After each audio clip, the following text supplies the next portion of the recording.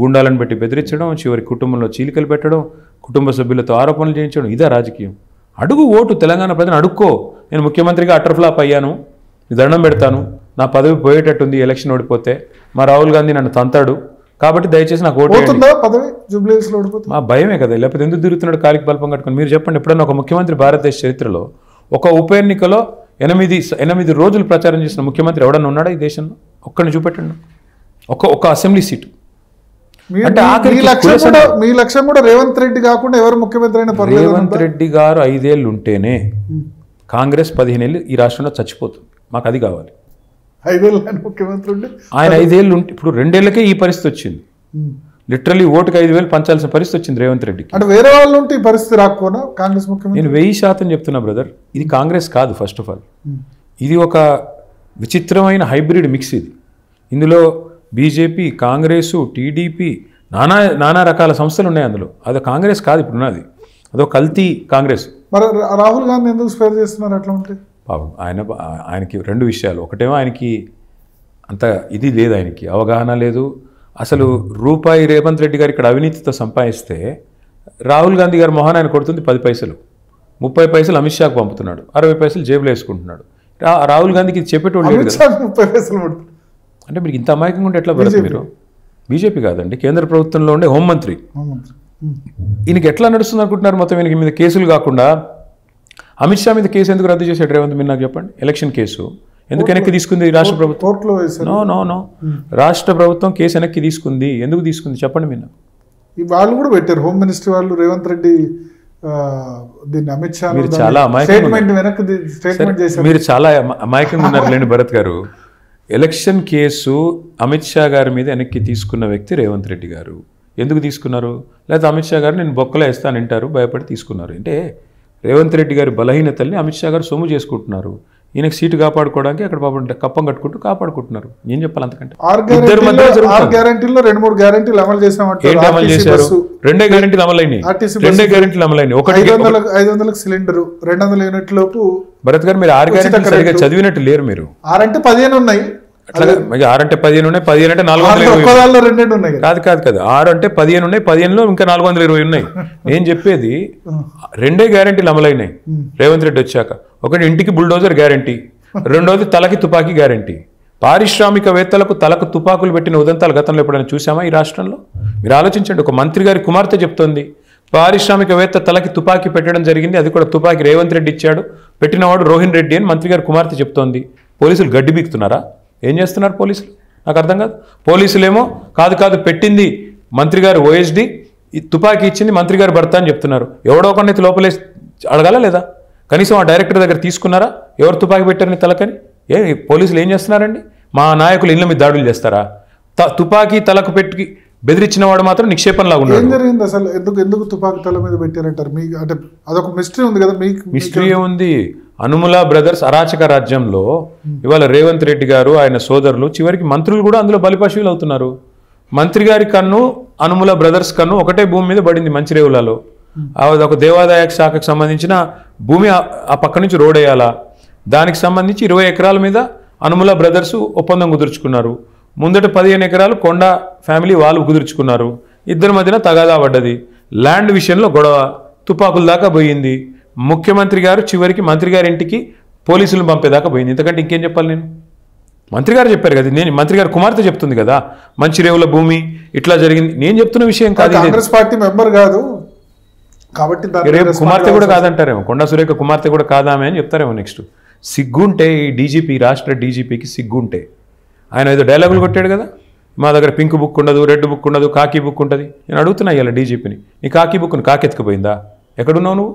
ఏం చేస్తున్నావు? నీ డ్యూటీ చేయకుండా ఏం పీకుతున్నావు? మీరు పోలీసులు, కాంగ్రెస్ కార్యకర్తలా పోలీసులా మీరు? నేను అదే అడుగుతున్నా. ఈ రాష్ట్రంలో అసలు పరిపాలన జరుగుతుందా? డే లైట్ రాబరీలు జరుగుతున్నాయి, డే లైట్ మర్డర్లు జరుగుతున్నాయి. ఏం చేస్తున్నారండి పోలీసులు? మా నాయకుల ఇళ్ల మీద దాడులు చేస్తూ ఉన్నారు. చందానగర్లో జ్యువెలరీ షాప్ మీద డే లైట్ రాబరీ, నిన్నగాక మొన్న బాలానగర్లో డే లైట్ మర్డరు. ఏం చేస్తున్నారు? 41% క్రైమ్. నాయకులకు దాడులు, డబ్బులకు సంబంధించి వద్దాం. మీరు అధికారంలో ఉన్నప్పుడు దాడులు, డబ్బులు ఇవన్నీ సిలీ టాపిక్స్ భరత్. నేను ఒకటే అడుగుతున్నా. జూబ్లీ హిల్స్ ఉప ఎన్నిక, ఉప ఎన్నికల్లో నేను స్పష్టంగా జూబ్లీ హిల్స్లో 9.5 ఏళ్లలో మా ప్రభుత్వం ఏం చేసింది చెప్పా. చెప్పండి రేవంత్ రెడ్డిని. నువ్వు 2 ఏళ్లలో హైదరాబాద్కి ఏం చేసావు? ఒక ఇల్లు కట్టావా, ఒక మోరీ కట్టావా, ఒక రోడ్డు కట్టావా, కనీసం దోమల మందు కొట్టావా, శానిటేషన్ సరిగ్గా 4,000 కోట్లు కంటోన్మెంట్ లో చేసి చూపించామని చెప్తున్నారు. నేను ఇక్కడ నుంచి స్ట్రైట్ గా మీరు నేను కలిసి 4,000 కోట్లు లెక్క అడిగాను. నేను ఇక్కడ నుంచి స్ట్రైట్ గా మీరు నేను కెమెరా తీసుకుని కంటోన్మెంట్ పోదాం. కంటోన్మెంట్ లో ఓ 100 మందిని అడుగుదాం. ర్యాండమ్ మీ ఇష్టం. నేను కూడా ఎక్కడ ఫ్లైఓవర్ అయింది కదా, ఎక్కడ ఫ్లైఓవర్ ప్రభుత్వం ఇచ్చిన ఎక్కడ ఫ్లైఓవర్ అయింది? 4 రూపాయలు ఖర్చు పెట్టాడా? అది కాగితాలు ఏముంది భరత్? నాలుగు గీక్కుసుకొని పారేసుకుంటే పారేసుకోవచ్చు. కాగితం ఇవ్వడం కాదు కదా. 5,000 కోట్ల కాగితం ఇచ్చాడు. ఇచ్చి ఎన్ని రోజులు అయింది? సంవత్సరంన్నర అయింది. రూపాయి ఖర్చు పెట్టాడా? కనీసం ఒక గజం ల్యాండ్ సేకరణ చేశారా? ఒక్క దగ్గర ఒక నిర్మాణం, ఒక పొక్కన్న తవ్వారా ఫ్లైఓవర్కి? ఏం ఖర్చు పెట్టారు? ఎక్కడ పెట్టారు? మొత్తం రోడ్ల మీద పొక్కలన్న పూడ్చాడా కంటోన్మెంట్లో? అంటే చెప్పడానికన్నా బుద్ధి ఉండాలా వినేవాడికి లేకపోయినా. అరే ఏం మాట్లాడతారు? ముఖ్యమంత్రిగా ఉండి ఇన్ని అబద్ధాలు చెప్పొచ్చా? 4,000 కోట్లు వచ్చేసినాయి కంటోన్మెంట్లో అని చెప్తావు. చూపెట్టి ఎక్కడ వచ్చినాయో.